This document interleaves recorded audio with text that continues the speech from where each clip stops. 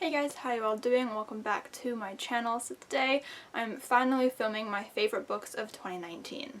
So I took kind of like an impromptu break from YouTube for all of December except to post one NaNoWriMo vlog. So I'm really sorry that I just kind of like disappeared on you guys. I don't really have much of an excuse except that I was kind of burnt out after NaNoWriMo and doing the weekly NaNoWriMo vlogs and doing NaNoWriMo, and it was a lot, so I just was experiencing some burnout and just really needed a pause, a break, and every time I went to film I couldn't do it. But I am back now and I'm so happy to be back. I just uploaded a video and I'm feeling really good, so happy to be here. But because I took that break, I never really got around to filming this video, and it's one of my favorite videos to film. I have 10 books on this list. I have them in somewhat of an order of least favorite of the favorites to my absolute favorite. I'm not super confident in the list, if I'm being completely honest. And I also just kind of feel weird about this list in general. It was really hard to put together because I feel like I read a lot of like amazing books this year, but I don't know. I don't know. There's something about this list that just kind of makes me feel a bit weird, but I loved all of these books and I'm excited to talk about all of them with you, so let's just get started. So coming in at number 10 is I Wish You All the Best by Mason Deaver. I read this book back in May, I think, and if you don't know what this is about, we follow our main character Ben as they are coming out to their parents as non-binary, and as a result of that they are kicked out of their house and they are forced to go live with their kind of estranged sister who they haven't seen in a long time. They go to a new school, they go to therapy, and it's just kind of coming to terms with their new life without their parents and everything like that, and being out and in a new school. So it's a really good book. Its own voices because Mason Deaver themselves are non-binary, and it's just a really beautiful story. It was really sad at parts but also really like uplifting. There was an adorable romance between Ben and Nathan. I just remember loving it and being so invested in these characters and their stories and feeling for Ben so hard. Also, there's anxiety representation in this book because Ben deals with anxiety and goes to therapy and gets anxiety medication. That's something that I really love to see in books, is that representation for anxiety. So I really appreciated that, and it made me feel seen a lot of times, so I really appreciated that. Yeah, this is just one of those books that just hit me in the feels, and that is why it's on this list at number 10. Coming in at number 9, I actually don't own a copy of it, but it is The Seven Husbands of Evelyn Hugo by Taylor Jenkins Reid. This is a book that I think was on almost everybody's lists of favorites back in 2018, but I finally got around to it in December. I haven't filmed a wrap-up for November or December, and I don't really plan to, but I did read it in December, and I really enjoyed it. I listened to it via audiobook, and I was just completely enamored by the story. If you don't know what it's about, we follow our main character Monique.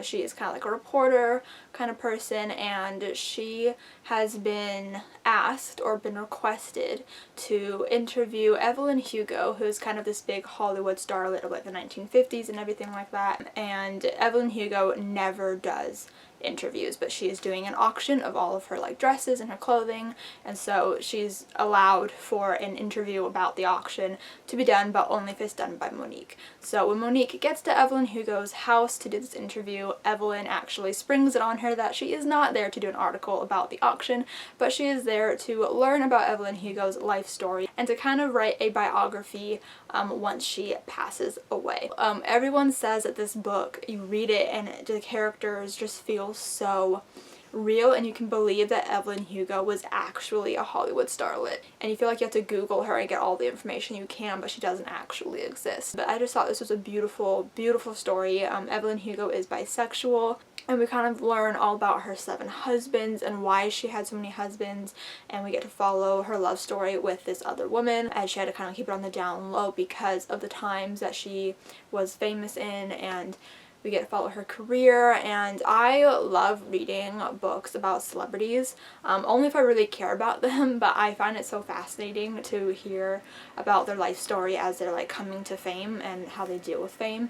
And it was no different coming from a fictional celebrity. I was just completely invested, and I just remember when I was finishing the book, I was lying down in my bed, it was nighttime, like middle of the night, I'm listening to the audiobook, and tears are just streaming down the sides of my face as I'm just lying down, head against the pillow, staring at my ceiling and just being like, whoa. Like, I didn't know that I was that invested in the book until that moment, but it was so interesting, so heartbreaking, so beautiful, so well written, and I definitely recommend the audiobook, but it was just, it was a really, really good book. So coming in at number 8 is Queen of Air and Darkness by Cassandra Clare. This is actually the first book that I read in 2019. I read about half of it in 2018 in December and the rest of it at the beginning of the year. And I love this book. I love Cassandra Clare. I love the whole Shadowhunters world, and this one is the third and final book in the Dark Artifices series. We follow our main characters Emma and Julian, who we met in City of Heavenly Fire, but we're following their story now in this one, and it's just really, really good. And I loved Lady Midnight, loved Lord of Shadows, but was kind of disappointed by it because of all the hype, but I absolutely adored this one. It was so compelling, so beautiful, heartbreaking, definitely, and I can't remember a lot because I read it a year ago. I just remember like flipping the pages like crazy and texting John and Alyssa all of my reactions on how much I loved it. It was just a very, very intense story, and that cliffhanger, oof. I need to know what happens, but we're not getting the continuation to the storyline in a very long time because she has 2 other series going on in the Shadowhunters world right now. And I am not okay. Coming in at number 7 is Red, White, and Royal Blue by Casey McQuist, and this one has been on a lot of people's favorite book lists, and honestly, I don't blame them. If you don't know what this book is about, we follow our main character, Alex. He is the son of the first female president of the United States, and he kind of has like a feud, or he finds an enemy in the Prince of Wales, Henry. There's a bit of a throwdown at a wedding that gets them into a bit of a pickle where they have to pretend to play nice and be friends to kind of make the tabloids go away, kind of, and to get the bad press away. And in doing that, they end up finding out that they might actually like each other. So it's about our main character Alex figuring out his sexuality and exploring it in a way that he hasn't before, and politics, being the son of the president and falling in love with the prince, and kind of how that all works. And it is a beautiful story. I was just completely enamored by these characters and their romance and the story. It was so adorable, so cute, and really, really interesting to read about, and I really, really enjoyed it. So I do recommend it very highly. And coming in at number 6 is Define Me by Tahara Mafi. This is the 5th book in the Shatter Me series. There are a lot of mixed reviews and bad reviews regarding this book from Shatter Me fans, but I personally absolutely adored it. If you don't know what the Shatter Me series is about, it's about our main character Juliet. She has a lethal touch. If she touches you, you can die, and she ends up being recruited by the government kind of against her will after being imprisoned for a year to kind of be used as their own personal weapon. It's just this dystopian world that is really, really messed up, and this book is completely different from that synopsis at this point. It's so different, but I really enjoyed it. I'm really looking forward to the 6th and final book, so I don't know. I really, really enjoyed this one. So coming at number 5 is Blue Lily Lily Blue by Maggie Stiefvater, but really the entire Raven Cycle series. If you guys don't know, I'm obsessed with this series. I have a reading vlog where I read books 2 through 4 from the BookTube games back in last February. I flew through these books so damn fast. I like read them back to back. I think I only read like 1 other book in between them, or 2 books in between them.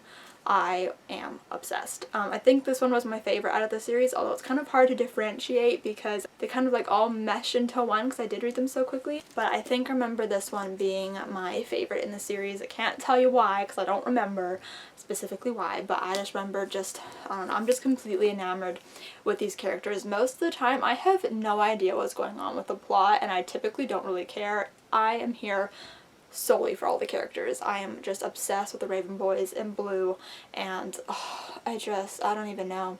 I'm just obsessed. So many times I will be on Pinterest and I'll just be sending Aaliyah a myriad of Raven Boys like posts and fangirling about it because I'm just completely enamored with these characters. So I really want to reread these books really, really soon because I just love them that much. They're just so good. It's like one of those situations where immediately after finishing them I really wanted to reread them, and that doesn't happen very, very often, but it definitely happened with this series, and I definitely see a reread of them in my future for this year for sure. So number 4 is a bit of a different book for me to add onto this list, but it is I'll Be There For You, The One About Friends by Kelsey Miller. This is a book all about the Friends phenomenon and kind of the author's experience with Friends, and it gives a lot of details about Friends as it was being filmed and how it came to be and all of that. And as someone who wasn't born when the show began and was very, very little when the show ended, I was not exposed to everything that was going on while the show was being made. I didn't know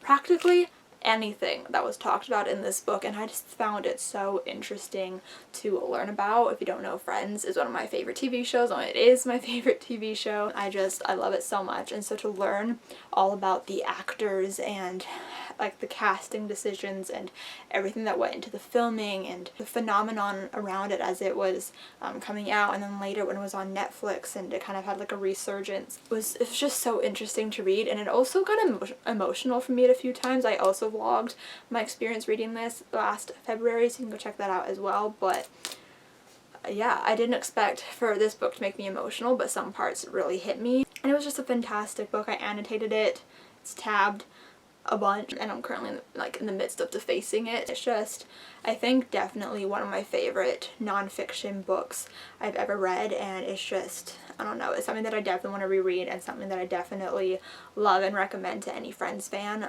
It's just, it was really incredibly done. Okay, we're down to the top 3 books. Coming in number 3 is Again But Better by Christine Riccio. There are a lot of mixed reviews in regards to this book. Some people love it, some people don't really care for it, some people flat out hate it.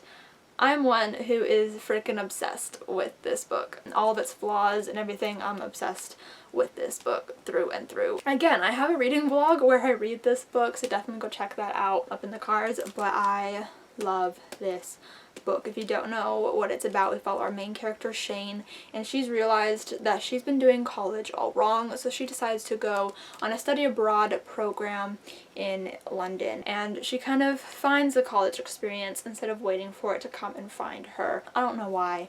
I love it so much. It gives me old school YA feels, like Anna and the French Kiss kind of feels, and I am all here for it. I loved the story and the characters, and it was an emotional read. Like, I was freaking out the entire time reading it. Like I said, you can go check out the vlog.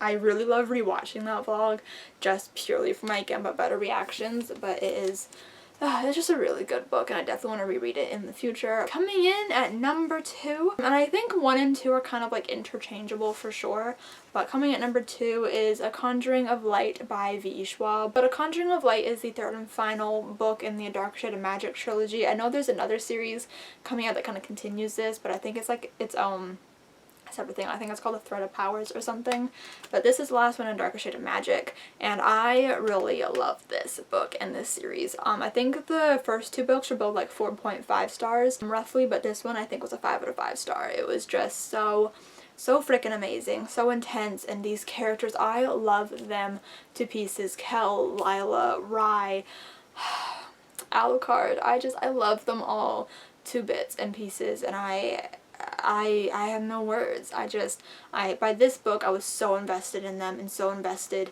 in this story that I was just living for it, and it was so emotional. Again, I have a reading vlog where I read this book because it was for Schwab-September, which is a readathon that I hosted in September. This book just stole my entire heart, and it is just beautiful, and I can't wait for the continuation, but I don't even know what else to say. Like, this book was just freaking phenomenal. I really enjoyed it, and I definitely highly recommend this series. And coming in at number 1 is Supernova by Marissa Meyer. This is, again, the final book in the Renegades trilogy, and it was an emotional roller coaster reading this book. I knew that it was going to be emotional and hard to read because everything kind of comes to a head in this book, but I did not expect for things to get so bad so quickly, and it was just so emotional. But if you don't know what this series is about, we basically follow our main characters Nova and Adrian. Nova is an anarchist, which are kind of like the villains of this world, and Adrian is part of the Renegades, which is the superheroes of the world. And they are like arch enemies, the two opposing sides, naturally.